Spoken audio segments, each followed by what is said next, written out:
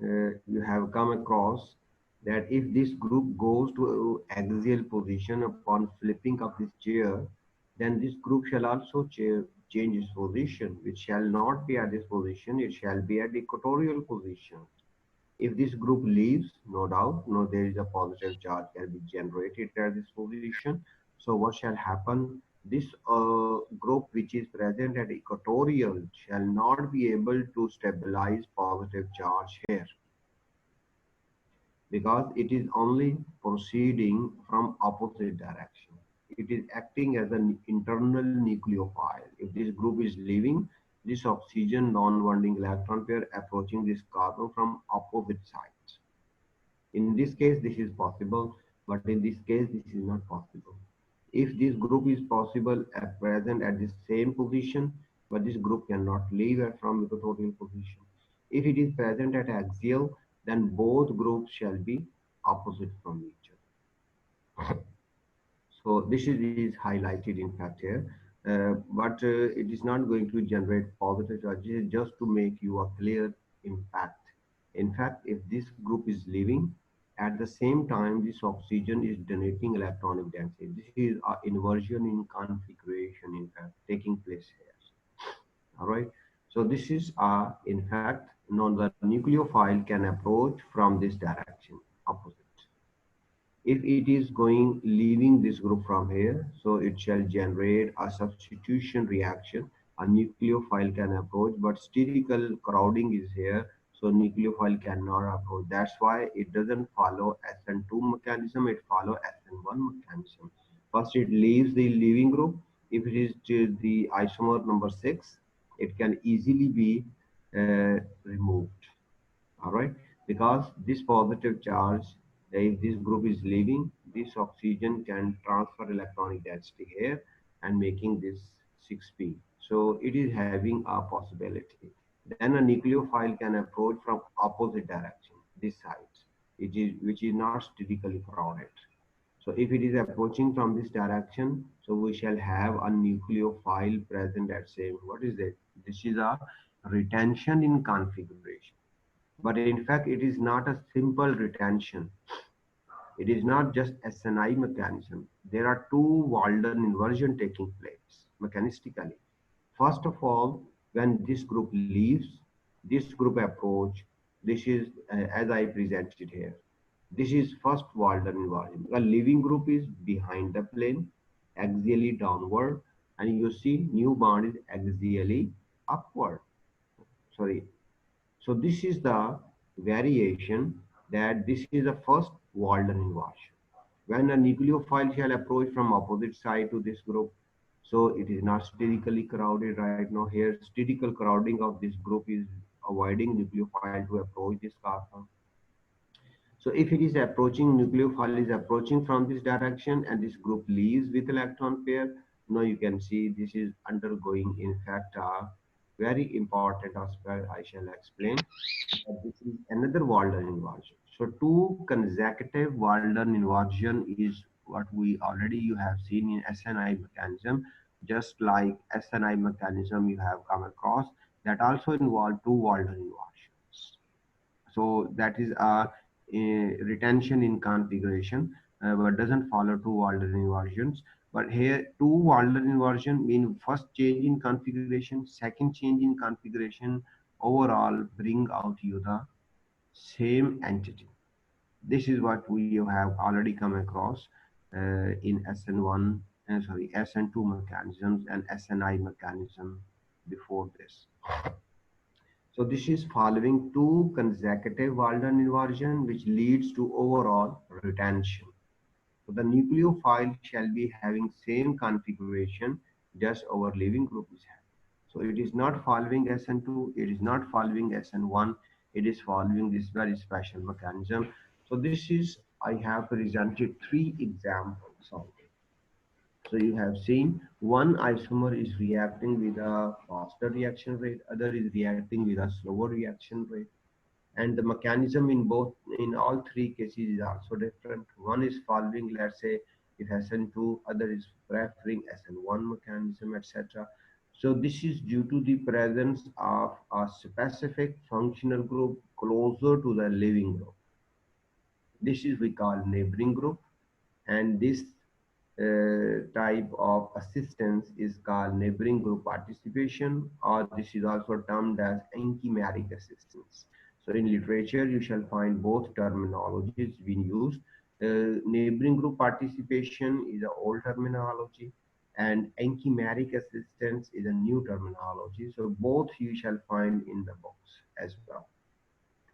So proceeding further, if I just quote one example of enchimeric assistance which was used during First World War, you are familiar with this structure number one. Just focus on the structure. This is called mustard gas. You have already come across about the mechanistic study, or you have in FSC class you have studied about mustard gas. This is the structure of a mustard gas. Mustard gas is a mustard in color, yellowish green in color. This is the reason it is called mustard gas. It is called mustard gas due to its color, because its color is very similar to the flower of mustard. But this is a gas. This gas is highly poisonous. This was first in German language. This mustard gas is called urite. This P is silent. This is called urite. So you're right, because this was synthesized by the Germans. So Germans synthesized mustard gas for the first time, and they used this as a chemical weapon against the British troops. So during First World War, 4,000 soldiers were died due to this use of mustard gas as a chemical weapon. So explosion in British troops were caused by this mustard gas, which is commonly called in German language urite. So 4,000 casualties of British soldiers were reported in First World War. So this is a highly so later on it was the use of mustard gas in as a warhead was totally banned throughout the world, and there was a check if any country is synthesizing chemical weapon, not only mustard gas but any other chemical gases, etc., especially the chlorine as well, which is also equally toxic. And similarly, there are some called nerve agents which paralyzes the nerves, etc. So anyhow, there are so many different kind of gases used could be used as a chemical weapon. They are not allowed to be synthesized by any country. So mustard gas is the one of the one which was used against, in fact, British troops, and it caused casualties of 4,000 soldiers in World War One, showing the dominancy of German over the British troops. Later on, the British and the French soldiers or their armies have synthesized such as a detonation as well. So anyhow, why this mustard gas is highly toxic? Just look at its mechanism. Look at here, it contains one sulfur present here. If you remember how this is being synthesized, if you have 1,2-dichloroethane, it is reacted with simple sulfur. It generates this entity. So this is a gas. So when this is being reacted, so first of all, look at here, one of the chlorine, either this one or that one, any one of that, it leaves. This carbon is sp2 hybridized carbon. Yeah, sorry, sp3 hybridized carbon. So if this Cl is leaving, so it shall follow a SN2 mechanism. All right, because a primary carbon can only undergo SN2 mechanism, you have already come across. So this Cl leaves, and this sulfur have a non-bonding electron pair present here. So it transfers this non-bonding electron pair here, generating one, two, three, a three-membered ring like this. You can argue that this chlorine is also present here. It has three non-bonding electron pair. Why it doesn't make a bond here? If it make one, two, three, four, five, six-membered ring would be a stable ring system. But keeping in mind, you have already come across halides when they are bonded. They are not a good nucleophile. Why? Because they have three non-bonding electron pair present on them. So if they have three non-bonding electron pair, they have a high uh, resistance, or you can say they have a each lone pair is participating, so they have a less basicity. Or you can say they are poor nucleophile because they have competition between the non-bonding electron pairs. So which non-bonding electron pair of a halogen is going to transfer? Sulfur has two. It has less competition. This is the reason why sulfur is approaching. And chlorine is more electronegative than sulfur.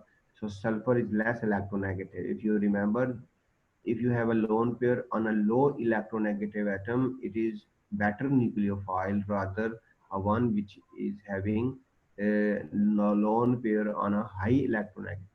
This chlorine is a good base, but sulfur is a good nucleophile, and it has two non-bonding electron pair in competition. Halogen have three non-bonding electron pair in competition. That's why the sulfur shall donate electronic density to this carbon, generating a three-membered ring. Now, any nucleophile, let's see if this mustard gas is inhaled by any individual.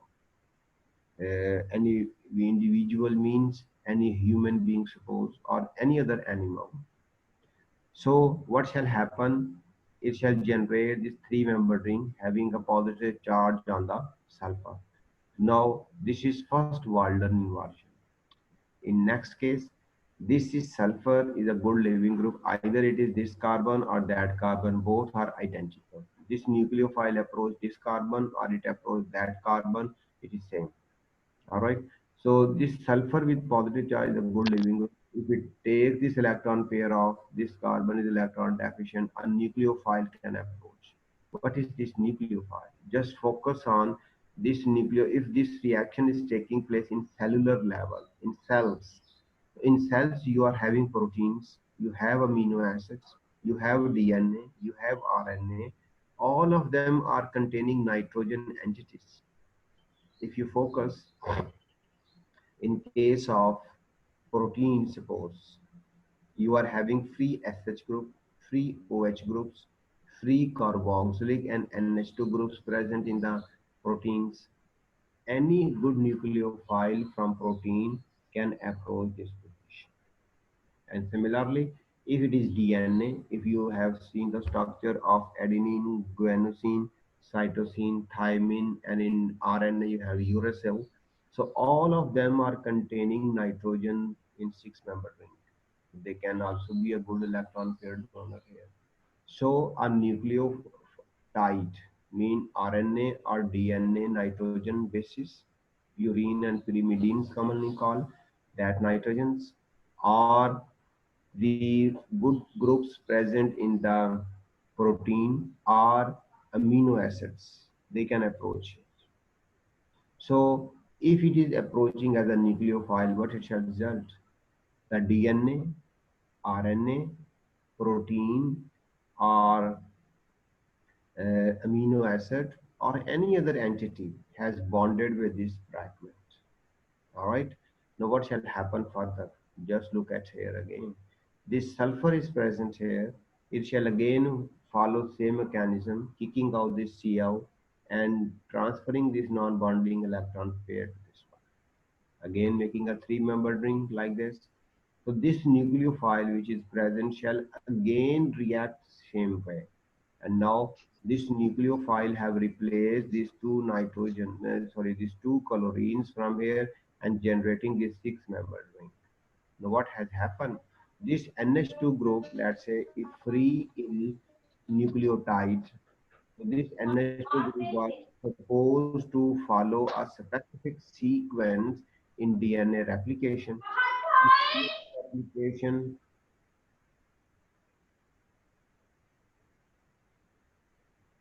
file is been locked. You see, this sulfur, this 654 carbon and one sulfur, making a six-membered with the nucleophile. It has locked this. Due to this reason, this molecule, in fact, uh, stops the transcription of the DNA. DNA doesn't replicate, and also logs. In fact, what shall happen that it also logs the heme. Heme, if you remember, heme is a heme is a nitrogen containing system. That nitrogen containing system also reacts with this, so they are also been blocked. Once they are blocked, they lose iron. So once iron is lost, blood is not capable to transfer oxygen to the cell, which leads to the ultimate death of the individual. So this is the reason is why mustard gas is highly poisonous, because it not only it can react with any nucleophile. So this is the just mechanism I have presented two times. It is showing enzymatic assistance or neighboring group participation. One Cl lead, it generates this. So this is first Walden inversion. A nucleophile from the living cell can be a nucleotide, can be a nucleoside. All right, it can be a protein having free NH2 present. It may be a amino acid. It may be any good nucleophile present in the cell, like acetyl coenzyme A as well. So that shall react with this, taking out this, resulting in this. Again, same mechanism shall be followed, resulting in another three-membered ring. Same nucleophile shall approach, bringing out the locking of nitrogen nucleophile. If it is locked, so what the function it was playing, the most critical one is in DNA, because if it is not, it stops replicating, then it shall be a big damage. Similarly, if the heme present in the hemoglobin, if that heme combines with this sulfur mustard gas, it shall be protonated like this. If it is like this, it shall not, this nitrogen which are free in hemoglobin shall not be capable to make a bond as a electron, not iron.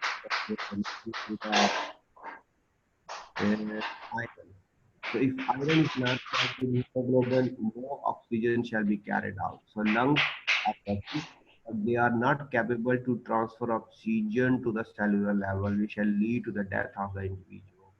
So this is how mustard gas is highly poisonous. This is one example I have presented about antimeric assistance from the literature, which has caused 4,000 troops, 4,000 casualties of soldier of British troops. So anyhow, I suppose that this concept of antimeric assistance or neighboring group participation would be clear to you. So just one more example to quote here about this neighboring group participation. Let's say we have amino acids. This is a general structure I have presented.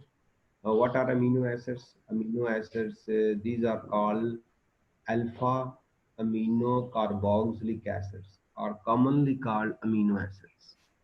This is, you see, at alpha position, this is the carboxylic acid. This R may be variable, R may be hydrogen, this may be methyl, this may be isopropyl, this may be tertiary butyl, and so many variety of them can be here. So this NH2 present at alpha position. This is carboxylic carbon. This carbon is alpha. If you have a amino group present at alpha carbon to carboxylic, so such entities are commonly, and it has been isolated from animal or plant sources. This is called amino acid. There are 20 essential amino acids for humans, because our protein, amino acids are the building blocks of the protein. 20 amino acids. These combines to form proteins of humans. But it doesn't mean that nature only produces 20 amino acids. The producer of amino acids are not animals. Animals cannot synthesize amino acids, but they take these amino acids from the digestion of protein of the plants or the other animals, like the other animal meat we are using. So that meat is enriched in protein, and similarly, the plants in the form of fruits and vegetables, we are having proteins present in them that we digest and convert them into amino acids. So the amino acid which comes to us from types are not only 20 types, they are more than that. Plant produce a variety of different amino acids. Not all of them are essential to human beings. So anyhow, what happens when we are reacting any amino acid, and just look at the nature, nature is very specific. All amino acid that the nature produce, this is amino acid. Alpha amino carboxylic acids are commonly called amino acids. These amino acids are 20 for human proteins, but it is variable for other animals. And nature produces a variety of dozens of amino acids. And these amino acids, all amino acids have unique features. All amino acids are having a S absolute configuration. Mean they are having this group amino group if we are drawing it likewise. So amino group shall always be S absolute configuration. It cannot be. Nature doesn't produce R amino acids. It only produces S amino acids. Nature, I mean to say plants, not animals. Animals are not capable to produce amino acids. These are the animals which are unable, but plants can produce a variety of them. So plant produces only S amino acids, and the dozens of them are produced. So let's say we have any amino acid we are taking, either the 20 amino acids which are useful for the humans are called essential amino acids. We call them essential amino acids, which are 20 in number. Because for human proteins, all only these 20 amino acids are being used by our enzymes. Other amino acids are not being used in protein synthesis. So anyhow, these are the 20 amino acids, or maybe any other amino acid produced by the plant having S absolute configuration when they are reacted with sodium nitrite in HCl. What does it mean? This salt reacts with HCl to form what? Sodium chloride shall be formed, and HNO2. If you remember, this HNO2 is called nitrous acid. Nitrous acid is highly reactive. Why? Because if it is reacting with primary amine, it forms diazonium. You have come across in previous classes, especially in semester number 4, about this mechanism. So anyhow, I'm not going to draw the mechanism here, but just HNO2, you can see this in diazonium, a primary, because if you look at the amino acids have one carboxylic group and one NH2 group. This NH2 group is primary carb. This is a primary amine. This primary amine when shall react with this HNO2, it shall form a diazonium. This is what I have presented. This nitrogen is this one, and this nitrogen in diazonium HNO2 is that nitrogen. So one nitrogen is coming from this NH2, other nitrogen is coming from an HNO2. This is that nitrogen. So this nitrogen making 4 bonds is positively charged. So what happens? It takes this electron pair off, because it shall result in the formation of a nitrogen-nitrogen triple bond, which is commonly called nitrogen gas, which is present in air. 78% present in air is nitrogen gas. So it is a best living group. Nitrogen is the best living group. When this group leaves, so this carbon become electron deficient. So this oxygen non-bonding electron pair is transferred to this carbon, making a three-membered ring. Just you have seen in previous slide, where sulfur was participating in mustard gas and making a three-membered ring. So this is a very similar here in amino acids. Now you can argue why this oxygen is not participating. This oxygen can also participate. It can also transfer electron pair here. Why this oxygen is participating? There is a logic. Because this oxygen have non-bonding electron pair which is delocalized in resonance. If you look at this oxygen pair, it is transferring here, and this electron pair is transferring on this oxygen. So this oxygen lone pair is involved in resonance, means this is delocalized. If it is delocalized, it is not available. But look at the non-bonding electron pair present on this carbonyl oxygen. They are not participating in resonance. This is the reason they are 100% localized. But lone pair on this oxygen is delocalized. So we always draw this non-bonding electron pair localized shall participate as a nucleophile. Atom with a non-bonding electron pair which is delocalized shall not be a good nucleophile. This is a better nucleophile. This is the reason I have presented with this. But if it is making three bonds, then this shall be positively charged. So what shall happen? This shall transfer this electron pair here, and to stabilize the positive charge on oxygen, this carbon shall become electron deficient. This hydrogen shall leave without electron pair to generate a carbon oxygen double bond. So it shall result in the formation of this intermediate. Now you see what shall happen here. One Walden inversion has taken place in this case.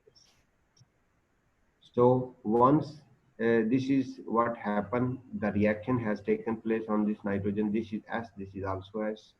There is a retention in configuration. No reaction is done at a symmetric center. But in next step, when enchimeric assistance is taking place, it is resulting this leaving group is leaving, and this nucleophile is approaching within the molecule to make a new carbon oxygen bond. So what has been resulted? It has resulted in the formation of a six-member ring, but inversion in configuration has taken place. I have presented I here. This I stands for inversion in configuration. So first Walden inversion has taken place. Now look at here. Then the nucleophile is approaching this carbon. This electron pair is transferring on oxygen. So this group is this is leaving as a leaving group. Why? Because three-member ring is not a very stable ring. So this nucleophile shall approach from totally opposite direction to this. As a result, nucleophile is being again Walden inversion. This is a second Walden inversion which has taken place in this case. So second Walden inversion has converted this system into this type, and we are getting overall retention in configuration. This is the first Walden inversion taken place.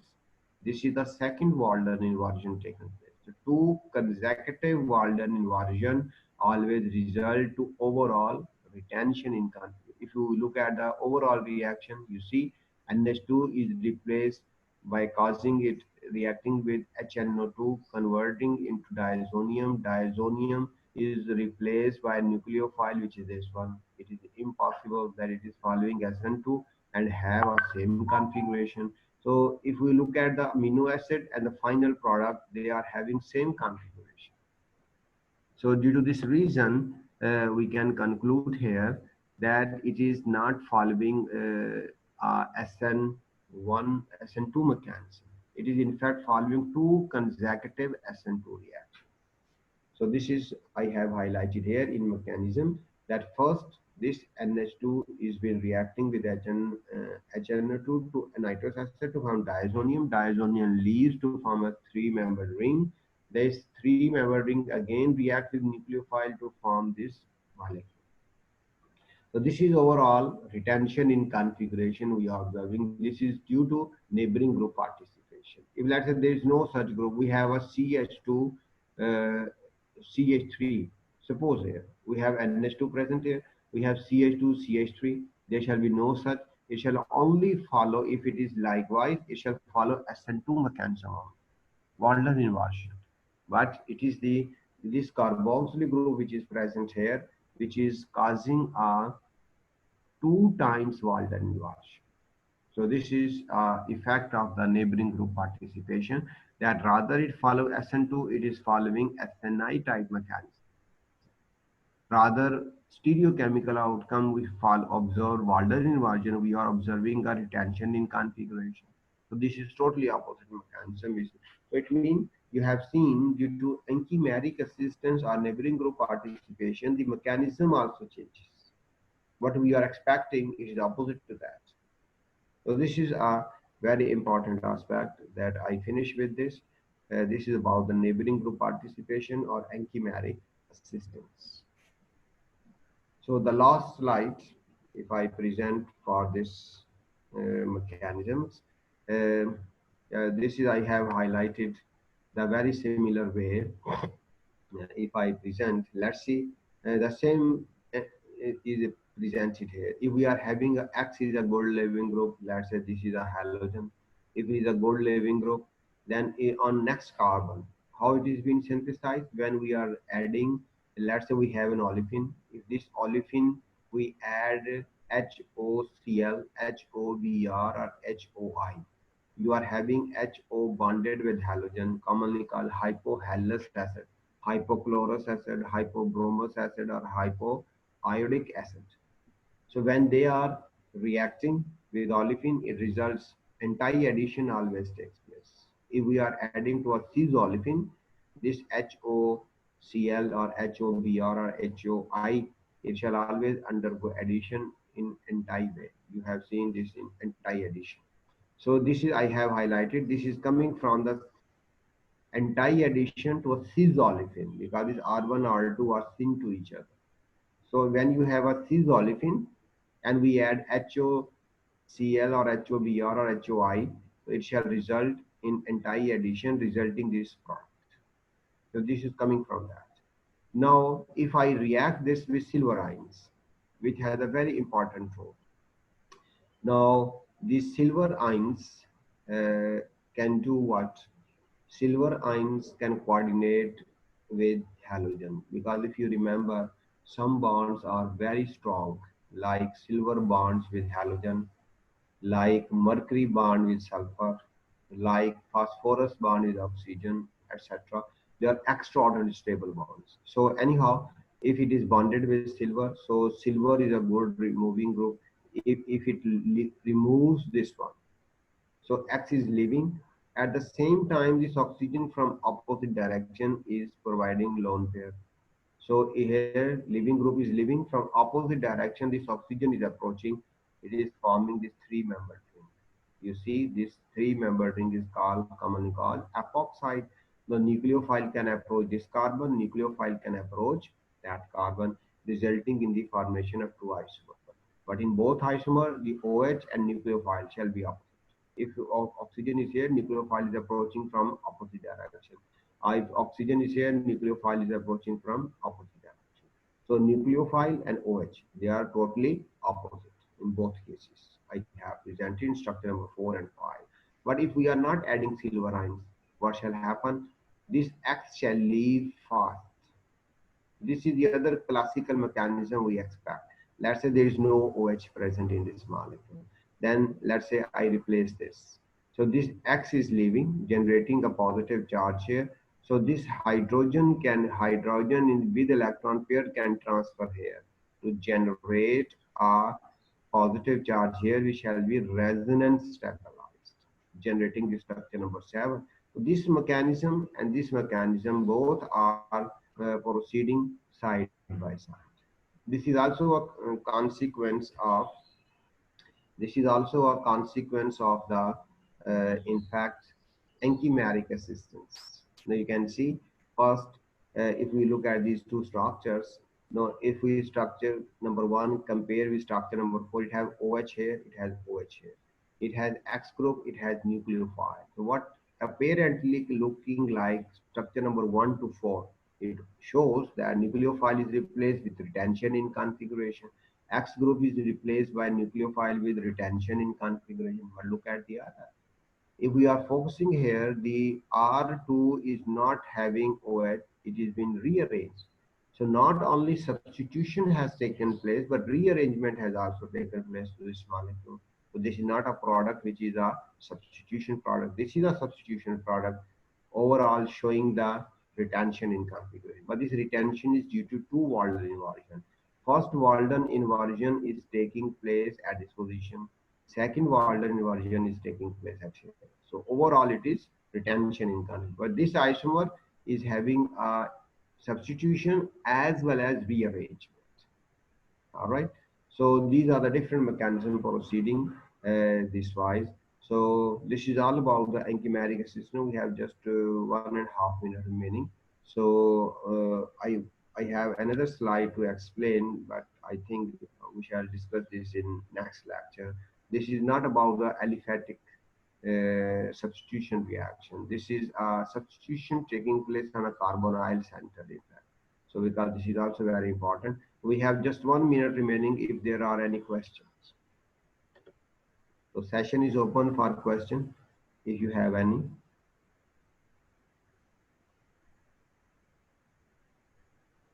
I hope all of you have taken the